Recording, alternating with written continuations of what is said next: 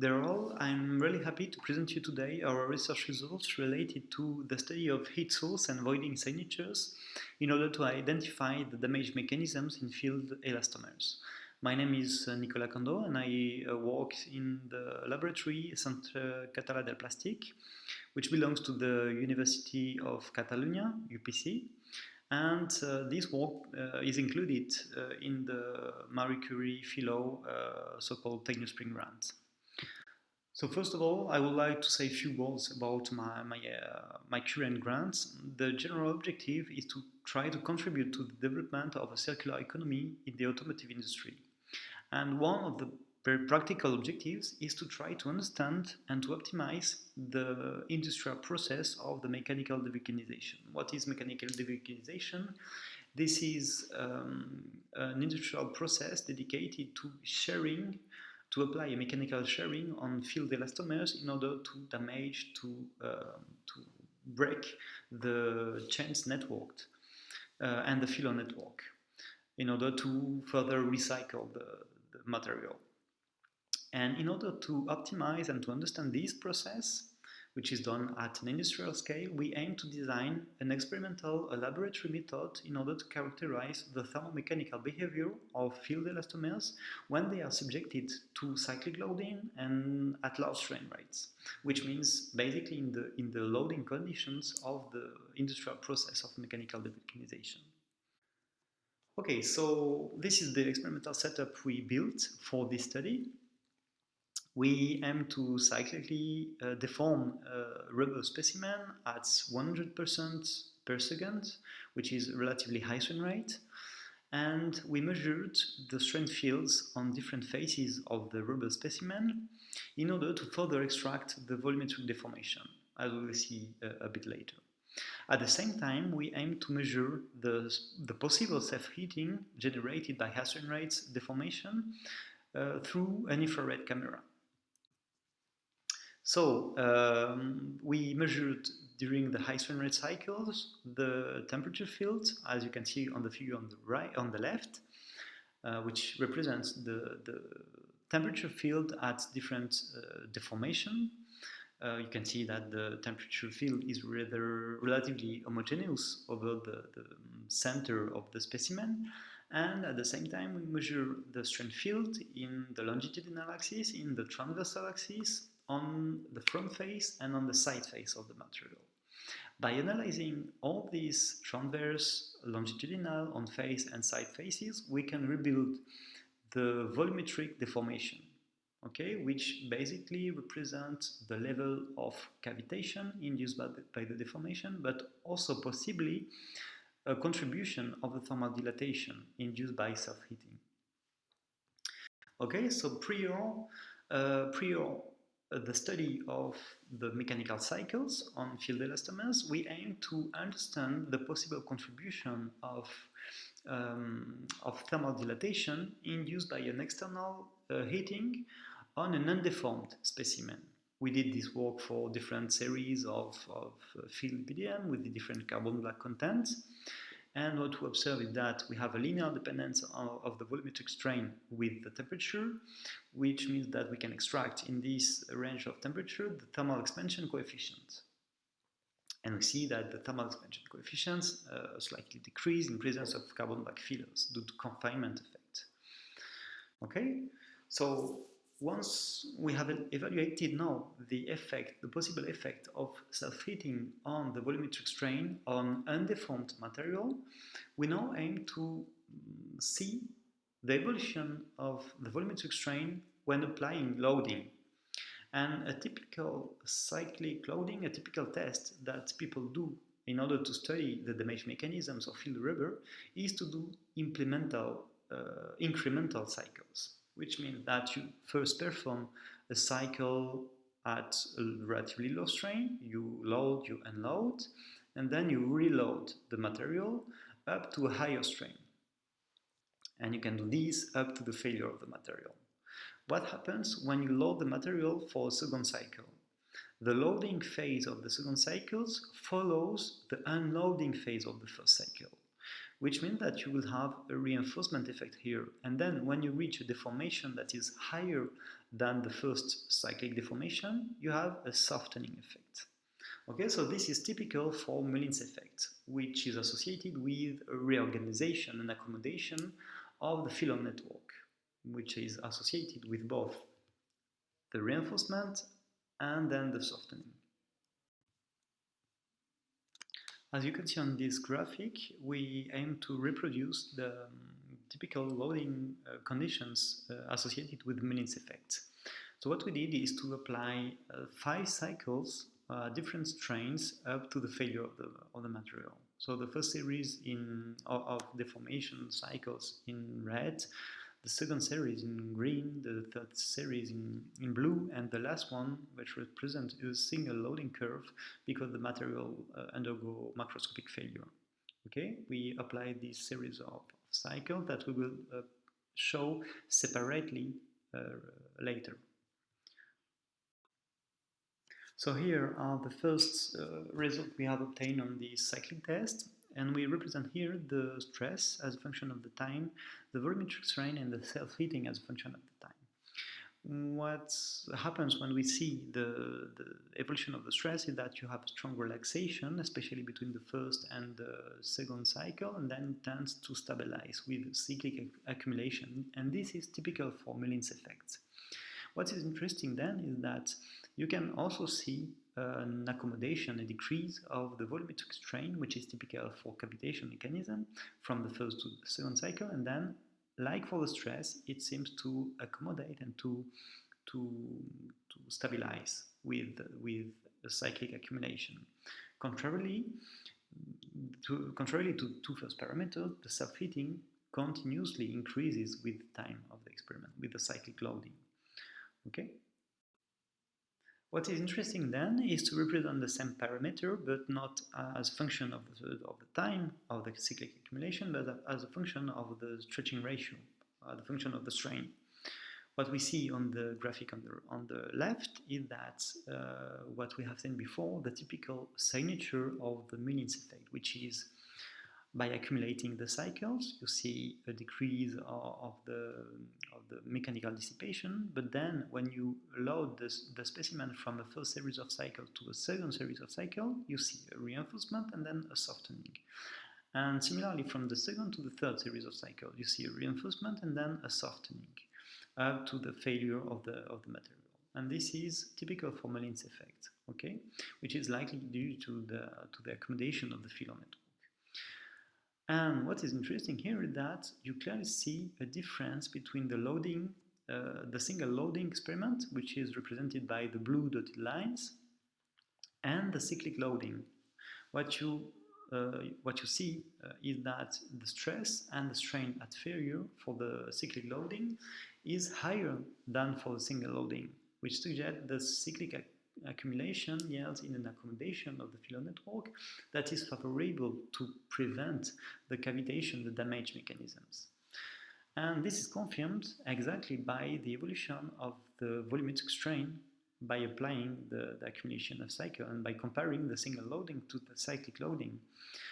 In the single loading experiment, we reach a very high level of cavitation of around 40% before failure. Contrarily, what happens in the cyclic loading experiments is that you have an increase of the volumetric strain, but this volumetric strain decreases with the cyclic accumulation, and then you have a kind of delay of cavitation by accumulating the cycles. And you see that the specimen breaks, as we said before, at higher stress, but also at higher strain, with a lower volume of cavities. Okay, so cyclic loading prevents or limits the occurrence of cavitation mechanisms, yielding in a better mechanical performance.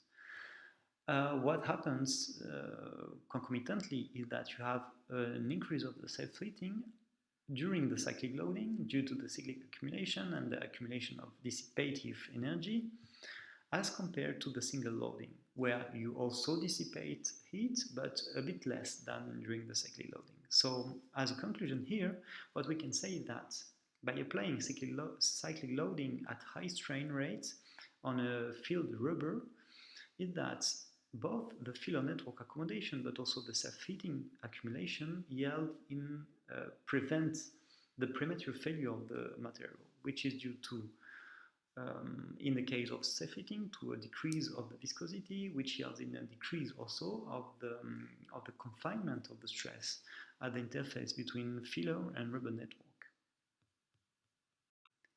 So now we have analyzed the basic parameters associated with the Mullins effect and the Mullins damage, namely the stress, the volumetric strain, and the self-heating. We aim to go a bit further in order to understand how the energy is dissipated over the cyclic accumulation. And to do so, we wrote a simplified version of the heat source equation, accounting for assumptions such like heat source is associated with thermomechanical coupling, namely inelasticity, such like viscoelasticity or damage mechanisms. And this heat source uses the self-heating, but not only the self-heating, but also the heat rate. And we use a characteristic time, a constant time, which can be deduced from the knowledge of the thickness of the specimen, the convection factor, the macroscopic density of the specimen, and also the heat capacity. We can extract the constant time, for example, for a relaxed and unloading material by applying a fast stretching of the material, single loading, up to the failure of the material. During single loading at high strain, we know that we produce self-heating. And what we measure then is the return to equilibrium temperature, which is room temperature, by measuring the decrease in temperature on the surface of the specimen. And by plotting then a simple exponential law, we can deduce a time constant associated with the return to equilibrium temperature. By estimating all these materials parameters, the constant time, we can plot the heat source as a function of the strain and deduce and quantify then the dissipative mechanisms. Now we have identified the heat source term. We aim to plot this heat source as a function of the stretching ratio, so first for the first series of cycles, and we identified all the parameters associated with the mechanical and the damage behavior. So in terms of mechanical behavior, we plotted on the graphic on the left the tangent modulus, which is basically the derivative of the stress as a function of the strain, and plotted versus the longitudinal strain. What we observe is that we have a slight reinforcement effect by increasing the strain, but no significant changes depending on the applied loading. And we also identified for this first series of cycles the cavitation rate. Cavitation rate is defined as the derivative of the cavitation as a function of the volume ratio of cavities, namely the volumetric strain as a function of the longitudinal strain. And we observe that we have absolutely no acceleration of cavitation, of the volume of cavitation, depending on the applied strain, and no effect of cyclic loading.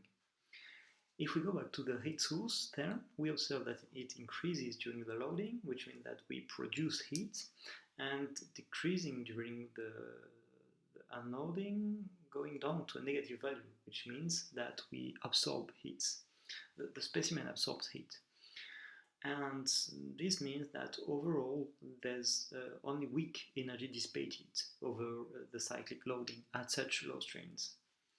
But what happens now when we increase the maximum strain reached during the cyclic loading, which is performed here? We see a completely different behavior.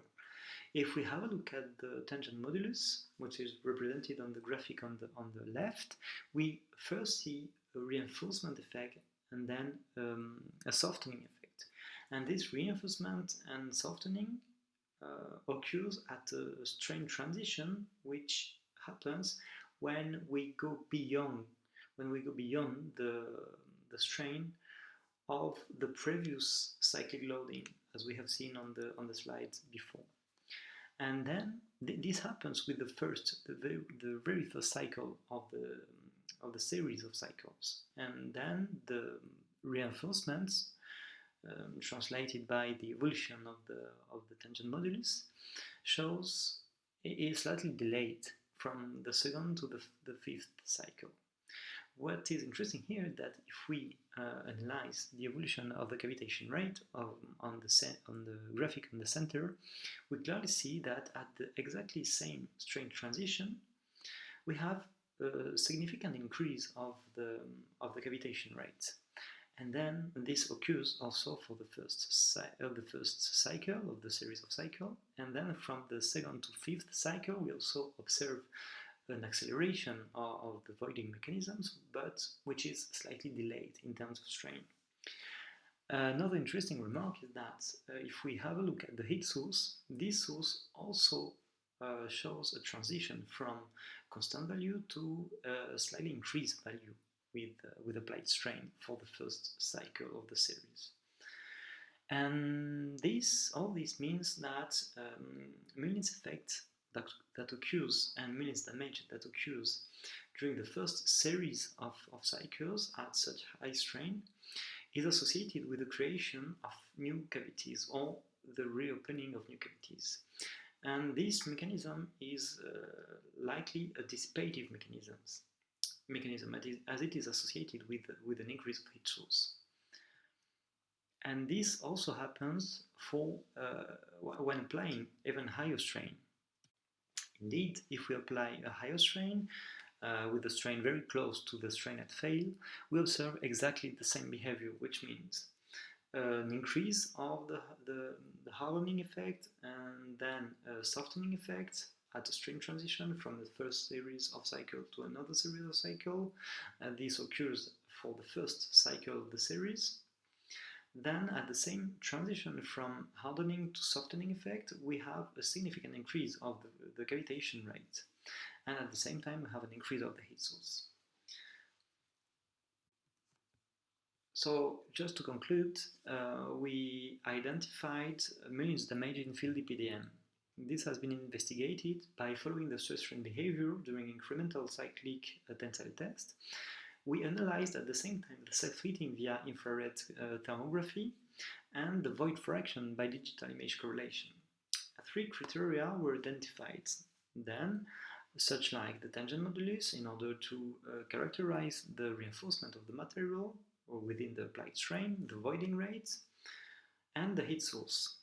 The tangent modulus showed the maximum at the transition from a series of cycles to another, namely a reinforcement effect and then a softening effect. At the same transition, we observed that the voiding rate upturn and heat source upturn occurred.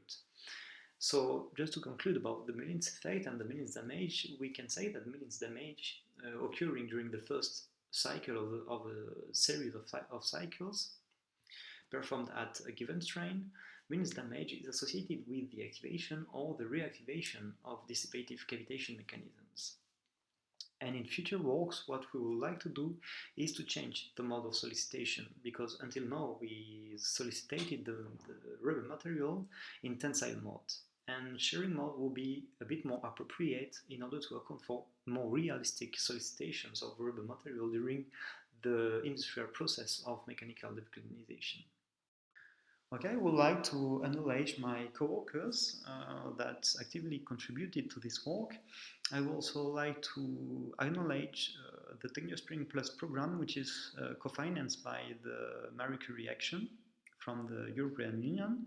And I also acknowledge my hosting lab, the CCP, Centre Català del Plàstic, which is located in Barcelona at the University of Catalunya.